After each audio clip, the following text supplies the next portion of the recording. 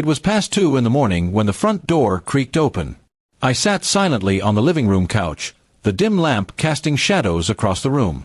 My wife stumbled in, her hair messy, her perfume replaced by a strange mix of alcohol and smoke. She looked at me with a smirk that cut deeper than any blade.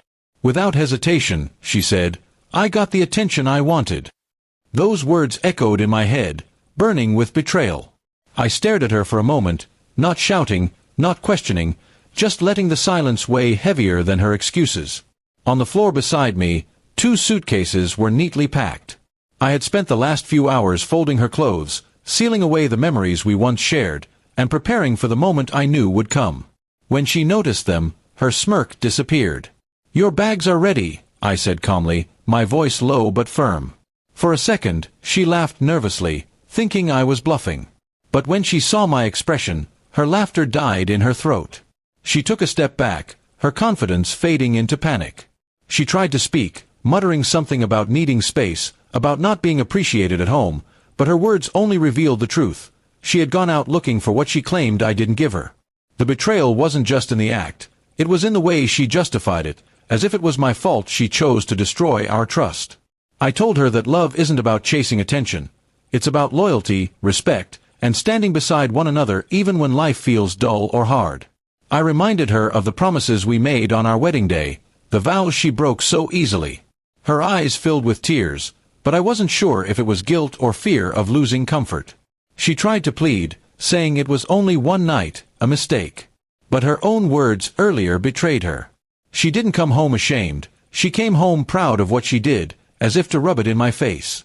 That kind of pride in betrayal couldn't be forgiven, not by me. I stood up, walked over to the suitcases, and dragged them closer to the door. She watched in silence, realizing there was no negotiation left. My decision was final. She had chosen where she wanted to be, and it wasn't with me. In that moment, I thought about the years I invested, the trust, the sacrifices, the dreams we built together. All of it crumbled in one night, with one careless confession. And yet, I felt strangely calm. Maybe it was because deep down, I had seen the signs coming for months. She begged me not to ruin everything over what she called a lapse in judgment. But I told her it wasn't me who ruined it, it was her choice, her actions, and her words. A marriage can survive mistakes, but not deliberate betrayal dressed as a victory. As she carried her bags out of the house, the night air felt colder than usual. I didn't follow her, didn't ask where she would go, didn't offer comfort. That was no longer my responsibility. The chapter of us had closed.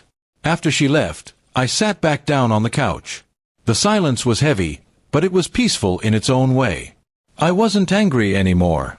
I was done.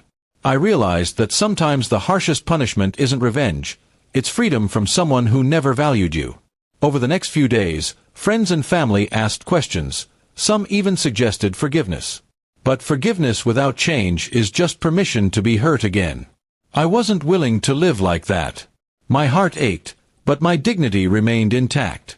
And with every sunrise, I felt lighter, stronger, more certain that letting her go was the best decision I could have made. She had chosen attention over love, and I had chosen self-respect over pain. That night at 2 a.m. ended our story, but it also began a new one for me, a story of rebuilding, of healing, and of never settling for someone who sees loyalty as optional.